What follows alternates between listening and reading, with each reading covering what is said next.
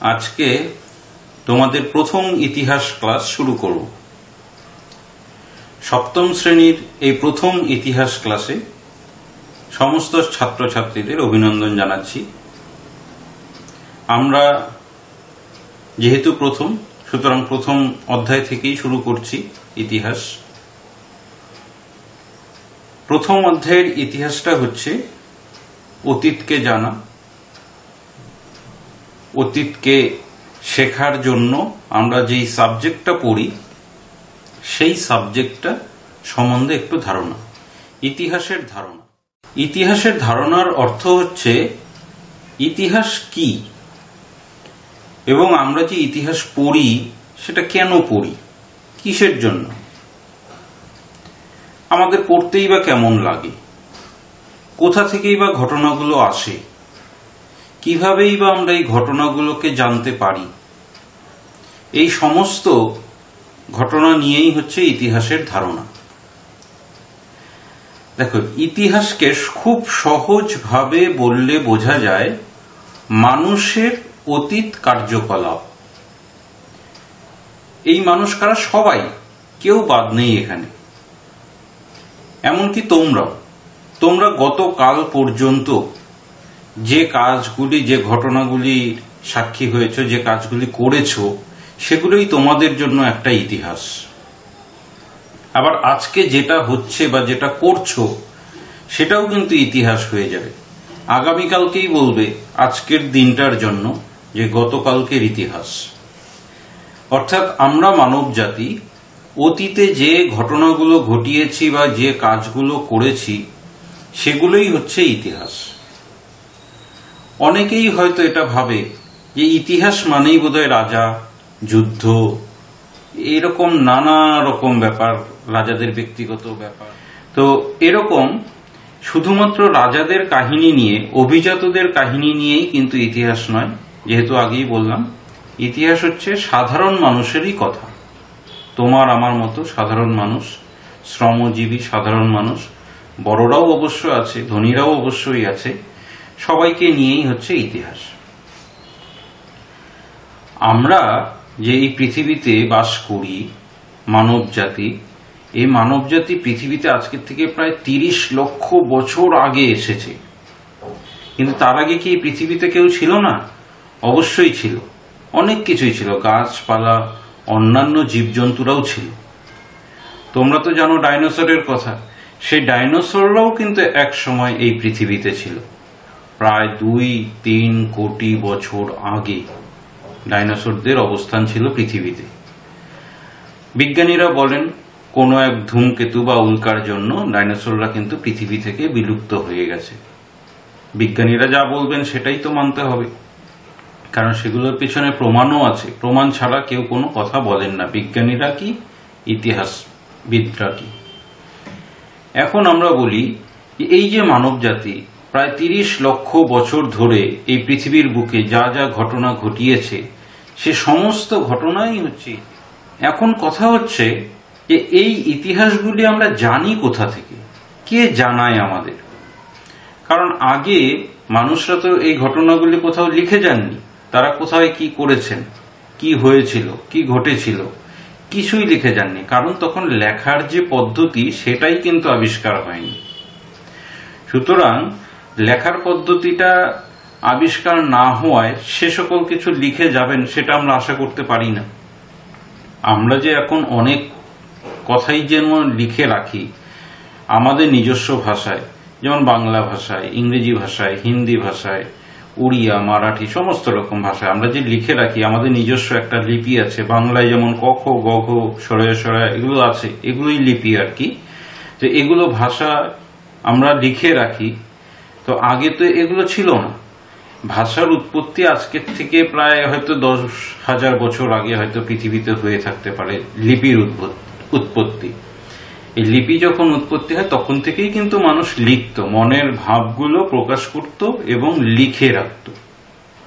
তার আগে মানুষ কথা বলতে শিখলেও লিপির ব্যবহারের যেহেতু ছিল না, উদ্ভব হয়নি লিপির, সুতরাং মানুষ এগুলো লিখে যেতে পারেনি। মুখে মুখে কথা বলতো কিন্তু লিখে যায়নি। তো তোমরা জানো এখনো পৃথিবীতে এমন অনেক শ্রেণী আছে যাদের নিজস্ব ভাষা আছে, কিন্তু এখনো পর্যন্ত তাদের কোনো লিপি নেই, তারা লিখতে পারে না, তারা লিখে যায় না তাদের কথা।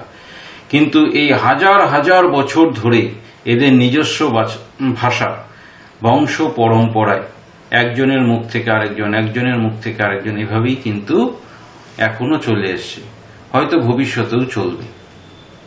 এদের নিজস্ব কোনো লিপি নেই। তো এই লিপি না থাকার জন্যই হচ্ছে আমাদের ইতিহাস জানতে অনেকটাই অসুবিধা হয় অতীতকালের। আমরা বর্তমানের ইতিহাস জানি, কারণ অনেকেই লিখে গেছেন, কিন্তু অতীতের কথা তো কেউ লিখে যাননি, সুতরাং অতীতের কথা কিন্তু আমরা জানি না। আচ্ছা, তোমরা কি বলতে পারো যিনি কৃষিকাজ করেন, প্রথম তো একজন কোনো ব্যক্তি, ধান হোক গম হোক যেটাই হোক, মাঠে বুনেছিলেন, সেখান থেকে ফসল হয়েছিল, সেই ব্যক্তিটার নাম কি জানো না? সেটা আমরা কেউই জানি না। মানুষ আগুনের ব্যবহার শেখে, কিন্তু প্রথম কোনো একজন ব্যক্তি তো প্রথমে শেখায়। সেই ব্যক্তিটাকে কি, তার নাম, কোথায় তার বাড়ি, কোথায় ছিল সে, সেই ব্যক্তিটার নাম আমরা জানি না। কারণ তারা কখনো এই ঘটনাগুলো যেহেতু লিখে যেতে পারেননি, সেহেতু আমরা এই ঘটনাগুলো কিন্তু জানতে পারি না। কিন্তু আমাদের এই ঘটনাগুলোকে জানতেই হয়, এখন বর্তমানে জানতেই হবে। তার অনেক কারণ আছে। কারণ আমরা অতীতের ঘটনাগুলো যদি না জানি, তাহলে কিন্তু আমরা ভবিষ্যতে এগোতে পারবো না। মানুষ পৃথিবীতে আসার পরে কত রকম বাধার সম্মুখীন হয়েছে, সেই বাধাগুলি মানুষ একে একে কি করে কাটালো, কিভাবে জঙ্গল থেকে জন্তু জানোয়ারের মতো জঙ্গলে একসঙ্গে পশুদের সঙ্গে বসবাস করত, হয়তো বৃষ্টি আসলে গাছের নিচে দাঁড়াতো, সেই গাছের নিচে লক্ষ লক্ষ বছর ধরে সেই বৃষ্টিতে গাছের নিচে দাঁড়িয়ে ভিজে গেছে, হয়তো লক্ষ লক্ষ বছর পরে কখনো মাথায় একটি বুদ্ধি এলো যে গুহায় গেলে হয়তো বৃষ্টির হাত থেকে বাঁচা যাবে। তো এরকম ভাবে আস্তে আস্তে আস্তে আস্তে বাড়িঘর বানাতে শিখলো। আজকে এখন কত শত শত তালা বাড়ি কিন্তু আমরা বানাচ্ছি, এমনকি পৃথিবীর বাইরেও যাচ্ছি। আমরা অন্যান্য জন্তু জানোয়ারের তুলনায় আমরা উন্নত হয়ে গেলাম।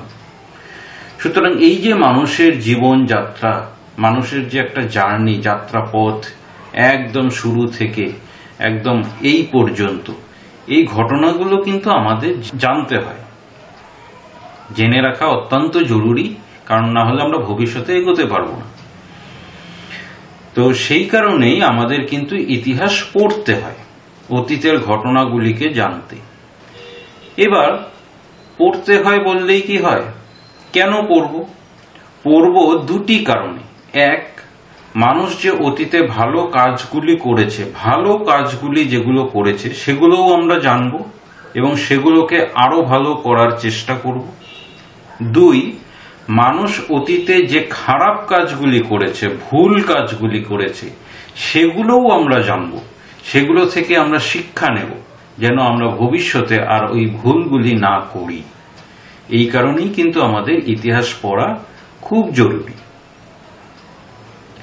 এখন তোমরা বলবে ইতিহাস খুব কঠিন, কিন্তু ইতিহাসকে যদি আমরা গল্পর মতো মনে রাখি, গল্পের আকারে যদি আমরা এটাকে মনে রাখার চেষ্টা করি, ইতিহাস কখনোই কঠিন মনে হবে না, খুব আনন্দদায়কই মনে হবে।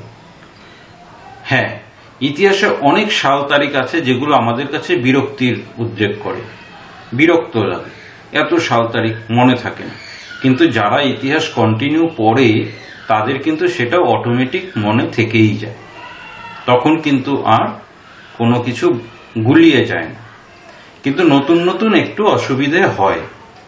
তাই নতুন নতুন আমরা যখন ইতিহাস পড়বো, এখন যে ক্লাসগুলো করব, সেখানে খুব বেশি পরিমাণে সাল তারিখের উল্লেখ কিন্তু আমরা করব না।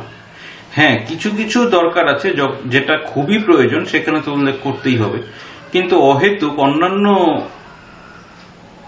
জায়গায় আমরা শুধুমাত্র সাল তারিখের উল্লেখ করে এটাকে আর বোঝা বাড়াবো না। আমরা সাল তারিখগুলো কি বাদ দিয়ে মানুষের যে কাজ, সেগুলো যদি আমরা ধারাবাহিকভাবে বর্ণনা করি, সেটাই কিন্তু ইতিহাস। এখন আসি ইতিহাস কাদের নিয়ে। একটু আগেই বললাম ইতিহাস হচ্ছে মানুষের অতীত কাহিনী। মানুষ মানে কি? সমস্ত মানুষ, সমস্ত মানব জাতি, ছোট থেকে বড়, ধনী থেকে গরিব, সবার জন্য।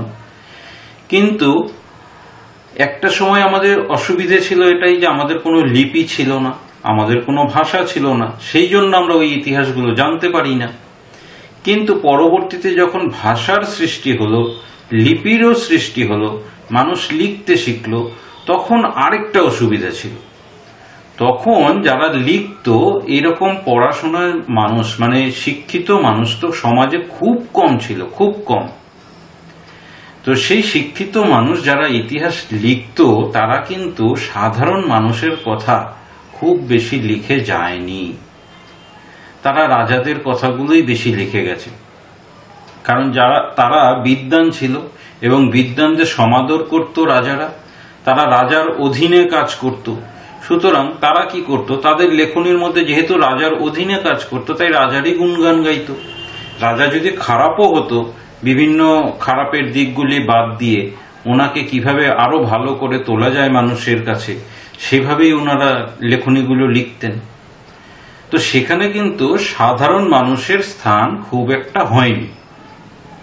এটাই হচ্ছে আমাদের এখন অতীতের ইতিহাস জানতে সবচেয়ে বড় সমস্যা, যে মানুষ ইতিহাস লিখে গেছে কিন্তু সবার কথা লেখেনি। তো ওদের কথা আমরা জানবো কোথার থেকে? এটা একটা সমস্যা কিন্তু এখনো রয়ে গেছে। জানতে পারি না যে তা না, আমরা জানতে পারি, কিন্তু সেটাকে উদ্ধার করা অনেক কষ্ট। কিন্তু ঐতিহাসিকরা এই কষ্টটাকে স্বীকার করে নিয়েও তারা কিন্তু চেষ্টা করে যাচ্ছেন মানুষের অতীত কার্যকলাপগুলিকে আবার উদ্ধার করে নতুনভাবে লিখে যাওয়া। তাই এখন নতুন ইতিহাসের ট্রেন্ড হয়েছে একদম হারিয়ে যাওয়া মানুষদের কথাগুলিকে তুলে আনা, একদম শ্রমজীবী মানুষ, কৃষিজীবী মানুষ, যাদের কথা এতদিন কেউ মনে রাখেনি, তাদের কথাগুলিকে তুলে আনা। তাই শুরু হয়েছে নতুন একটি ইতিহাসের ধারা, সেটাকে বলা হয় সাবঅল্টার্ন স্টাডিজ। এটা তোমাদের এখন জানা প্রয়োজন নেই, তবু এটুকুই জানো যে এখন কিন্তু সাধারণ মানুষের কথাগুলি বলার একটি ক্ষেত্র তৈরি হয়েছে, যেটা ইতিহাস করে দিয়েছে। সাধারণ মানুষের কথা এখন আমরা কিন্তু জানবো, পড়ব। একটা জিনিস কিন্তু আমাদের ইতিহাসের ক্ষেত্রে বেশ ইন্টারেস্টিং, সেটা কি বলতো? আমাদের দেশের কিন্তু অনেকগুলি নাম, যেমন ভারত, ভারতবর্ষ, ইন্ডিয়া, হিন্দুস্তান, এরকম অনেকগুলি নাম আছে। কোন নামগুলি কিভাবে হলো সেগুলো পরে একদিন আলোচনা করব। শুধু একটিই বলি, ইন্ডিয়া নামটি কিভাবে হলো। ইন্ডিয়া নামটি কিন্তু অনেকেই ভাবে ইংরেজদের দেওয়া, আসলে কিন্তু তা নয়। ইন্ডিয়া নামটি কিন্তু ইংরেজরা দেয়নি। ইন্ডিয়া নামটি দিয়েছিল প্রথম ইতিহাসবিদ, প্রথম ঐতিহাসিক যাকে বলা হয়, তিনি হচ্ছেন হেরোডোটাস। তিনি গ্রিক দেশের ছিলেন। তিনিই প্রথম আমাদের দেশের নাম দিয়েছিলেন ইন্ডিয়া। তখন ভারতবর্ষ তো বিশাল এরিয়া নিয়েছিল, অনেক বড় জায়গা নিয়েছিল। এখন তো ভাগ হতে হতে, টুকরো হতে হতে এখন ছোট জায়গায় এসে পৌঁছেছে। তো ভারতবর্ষের একটি অংশ পারসিকরা দখল করেছিল। ওই এলাকায় গ্রিক দেশের বণিকরা যাতায়াত করত। আমাদের ওখানকার প্রধান নদী ছিল হচ্ছে সিন্ধু নদী, সিন্ধু স।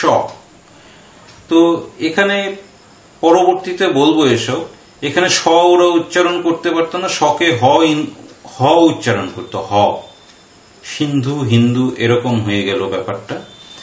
তো সেখান থেকে হ আরেক দল উচ্চারণ করতে পারল না, তারা হকে ই অ উচ্চারণ করত, সেখান থেকে ইন্ডিয়া। এরকম ভাবে বিবর্তনের মাধ্যমে ইন্ডিয়া হয়েছে। সেটা অনেক গুরুত্বপূর্ণ কথা এবং অনেক ডিটেলসের ব্যাপার আছে, সেগুলো পরবর্তীতে জানাবো। তো এটুকুই জানো যে হেরোডোটাস আমাদের দেশের নাম কিন্তু দিয়েছিলেন ইন্ডিয়া। এছাড়াও আমাদের দেশের আরেকটি নাম আছে, সেটা হচ্ছে হিন্দুস্তান। সিন্ধু নদীর এলাকার পাশে, একটু আগেই বললাম সিন্ধু নদী স উচ্চারণ করতে পারতো না, পারসিকটা সেটাকে হ উচ্চারণ করত। হিন্দু, ওই এলাকাটাকে হিন্দুস্তান, স্থান হচ্ছে জায়গা, তো হিন্দুস্তান হিসেবে তারা কিন্তু উল্লেখ। এখন আমরা জানব এই ইতিহাসগুলো আমরা পাচ্ছি কোথা থেকে, জানতে পারছি কোথা থেকে। ইতিহাসের এত কথা, যেখানে কোনো উপাদানই আমাদের লেখা ছিল না। আসলে অনেক ছোট ছোট ঘটনা, ছোট ছোট টুকরো জিনিস যেগুলো মাটির তলায় চাপা পড়েছিল, সেগুলো উদ্ধার করা হয়েছে। ঐতিহাসিকরা সেই সকল ছোট ছোট অনেক জিনিস, সেগুলোকে একত্রিত করে, একসঙ্গে করে, নতুন নতুন করে ইতিহাস কিন্তু রচনা করছেন। তার মানে কিন্তু এটা নয় যে ঐতিহাসিকরা নিজের ইচ্ছে মতো করে যা খুশি লিখে দিয়েছেন, সেটাও কিন্তু নয়। কারণ এটা একটি বৈজ্ঞানিক ব্যাপার, সায়েন্টিফিক ব্যাপার। যে সকল উপাদান পাওয়া যাচ্ছে সেগুলোকে নিখুঁতভাবে বর্ণনা করা হয় এবং বিজ্ঞানের সঙ্গে সেই বর্ণনাগুলোই কিন্তু লিখে রাখা হচ্ছে ইতিহাসের আকারে। সুতরাং ঐতিহাসিকবিদরা যারা এই কাজটি করে যাচ্ছেন নিরলস প্রচেষ্টার মাধ্যমে, সঠিক ইতিহাস আমাদের সামনে তুলে ধরছেন, তাদের এই কাজকে সাধুবাদ জানাতেই হয়। তোমাদের মধ্যেও হয়তো আগামীতে একদিন ঐতিহাসিক হবে, সায়েন্টিস্ট হবে, বিজ্ঞানী হবে। তারাও হয়তো এরকম ছোট ছোট অনেক ঘটনা, অনেক কিছু সূত্র তোমরা ধরে অনেক ঘটনার কিন্তু ব্যাখ্যা করতে পারবে এবং বৈজ্ঞানিক উপায়ে সেটি ব্যাখ্যা করবে। আমরা সপ্তম শ্রেণীতে যে ইতিহাসটা পড়ব সেটা হচ্ছে সপ্তম শতক থেকে, অর্থাৎ 600 খ্রিস্টাব্দের সময় থেকে একদম সপ্তদশ অষ্টাদশ শতকের সময় পর্যন্ত, অর্থাৎ ইংরেজরা ভারতে আসার সময় পর্যন্ত যে ইতিহাস, সেটারই ক্ষুদ্র ক্ষুদ্র করে আমরা কিন্তু আলোচনা করব। এখানে হর্ষবর্ধনের সময় থেকে যে অবস্থা ভারতবর্ষের, পরবর্তীতে বাংলার অবস্থা, সেগুলোই আসবে আমাদের ইতিহাসের আলোচনার বিষয়ে এবং সেগুলো আমরা নিখুঁতভাবে পরবর্তী যে ক্লাসগুলো হবে, পরবর্তী যে আলোচনাগুলো হবে, সেগুলোর মধ্যে কিন্তু আমরা ধারাবাহিকভাবে আলোচনা করব এবং সেগুলো সব গল্পের আকারে আলোচনা করব। তোমাদের বুঝতে সাধারণত কোনো অসুবিধা হবে না আশা করছি। সুতরাং তোমরা দেখো, পরবর্তী ক্লাসগুলোও লক্ষ্য রাখো এবং সেগুলো লক্ষ্য রাখার জন্য নিচের লাল সাবস্ক্রাইব বাটনটা সাবস্ক্রাইব করে রাখো এবং এটাকে বন্ধুদের মধ্যে শেয়ার করে দাও।